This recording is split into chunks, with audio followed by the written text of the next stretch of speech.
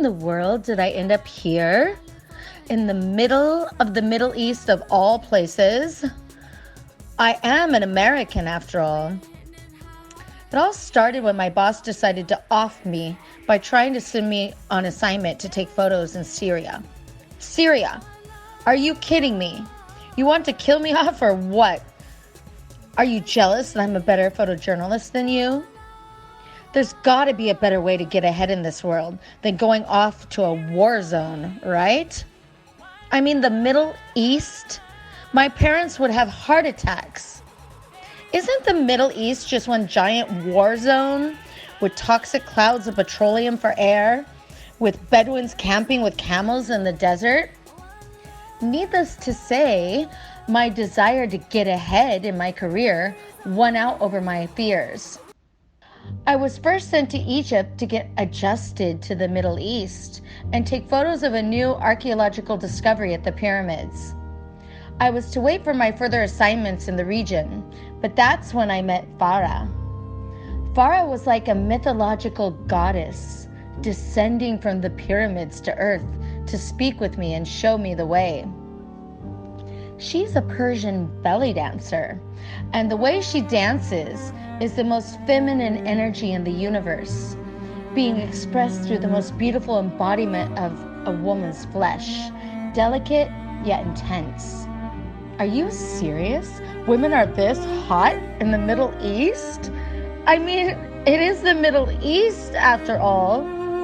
Anyway, fast forward to now.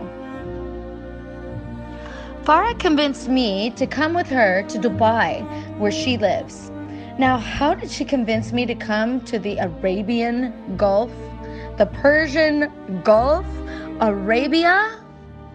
Well, you can thank the government of the United Arab Emirates for inviting the Pope to give a public, open-air prayer mass where prayers for world peace and for children's well-being were made by tens of thousands of people from all around the world gathered together there and praised by the UAE government's official response.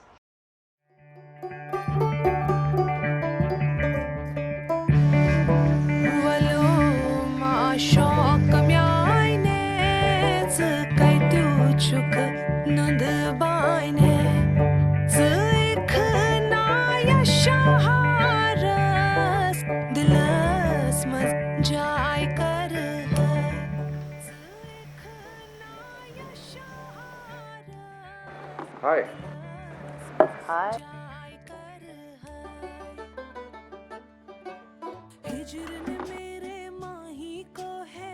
How are you doing? Fine. So you like this place? Yes, I like this place. Do you I like enjoy it? here. It's a very nice place. I come here a lot with my friends. Like me. Very nice place. And you live in Dubai for a long time? For How 2 long? years. 2 years? Yeah. You know how long I live here? How here? Around 16 years in Dubai. And Wow.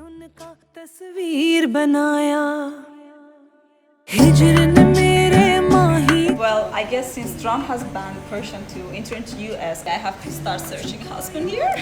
Yeah, good idea, darling. But don't worry, we can always fly to Mexico and walk across the border. Yeah, so funny.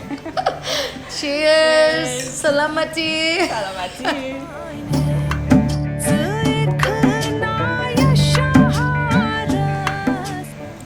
But seriously, darling, you are so hot. You should be able to find a husband here fast. Thank you. Inshallah, Azizam. But after I make it big in the film industry, maybe I'll get a chance. Yeah, you should let me take some pictures of you. You'll look amazing in photos. Sure. Azizam, why don't you come tomorrow with me to film festival? The Queen will gonna have a speech there.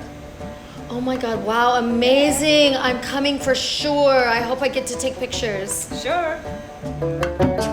शुक्र खुदा का दर्द दिया तो रोना आया रोकर आंखें थक गई तो फिर सोना आया फिर नींद में ऐसे ख्वाब दिखे फिर दोस्त दिखा और आप दिखे मैं जागी तो बारिश आई पर वो ना आया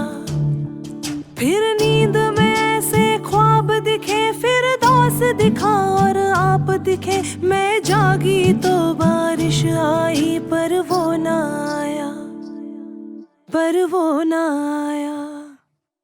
Valo ma şok myaine kai tu chuk nund baine zikna ya shaharas dilas maz jai kar hai zikna ya shaharas dilas maz jai kar hai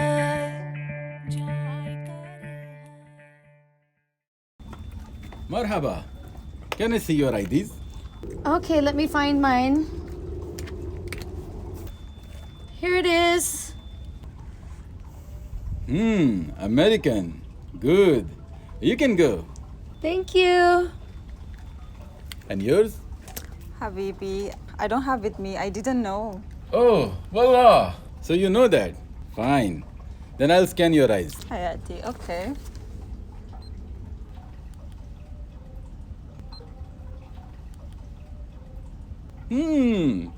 We know you. Badun. We know you. Okay, fine. Yalla. Shukran. Darling, you know in the US, we always have to have our ID with us. It's the law. Like, you should just maybe keep your ID with you in your purse or something, just in case. Azizam, Junam, I don't have any ID. I came here when I was just 18. And I shouldn't have any ID or I wouldn't be able to stay here. Like now, they let me to stay here. They know who am I. They just let the good people stay here. They don't let the bad people stay here. They know all the boats. They know all desserts. They know. So here I am, in the very middle, in the very heart and soul of the Middle East. I invite you to join me, to come along with me on this journey into peace in the Middle East. Special thanks to Her Majesty Queen Noor for official permission to use her speech in this film. The speech was presented by Her Majesty Queen Noor in Dubai at the International Film Festival in 2009. Media may be the most powerful and yet underutilized means to promote understanding and peace in our world. After all, in the absence of direct contact with cultures, beliefs, and worldviews different from our own, it is the media's portrayal of them that shapes whether we see diversity as a blessing to be embraced or a threat to be confronted. In the digital media age, when we are bombarded by constant exposure to media, film, TV, computers, cell phones, ubiquitous advertising, the 24-hour news cycle, and on, we need to better understand our responsibilities and opportunities to enhance understanding rather than reinforcing divisions and preconceptions.